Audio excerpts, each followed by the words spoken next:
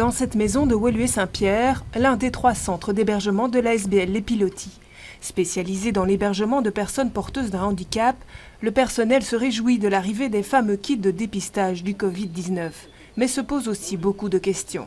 Qu'en sera-t-il des personnes qui seront éventuellement détectées positives au Covid? Est-ce qu'il va falloir qu'on remette en place des quarantaines dans les maisons, ce qui demande énormément de travail aux accompagnateurs? Est-ce qu'on va devoir se séparer de certains accompagnateurs qui, pour raisons médicales, devront rester chez eux en quarantaine?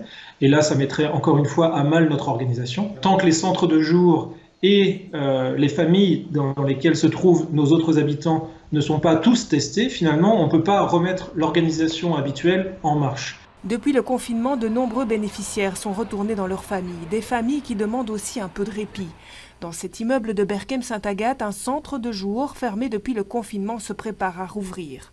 Habituée d'encadrer des personnes atteintes d'un handicap de grande dépendance, l'équipe éducative va elle aussi être dépistée et mettre sur pied un centre de répit d'urgence. Surtout des bénéficiaires où un parent est hospitalisé ou des parents qui n'en peuvent plus parce qu'ils ont en charge 24 heures sur 24 sans soutien, sans répit de leur enfant. Et donc on a des retours de familles qui sont vraiment dans le besoin de pouvoir souffler un petit peu.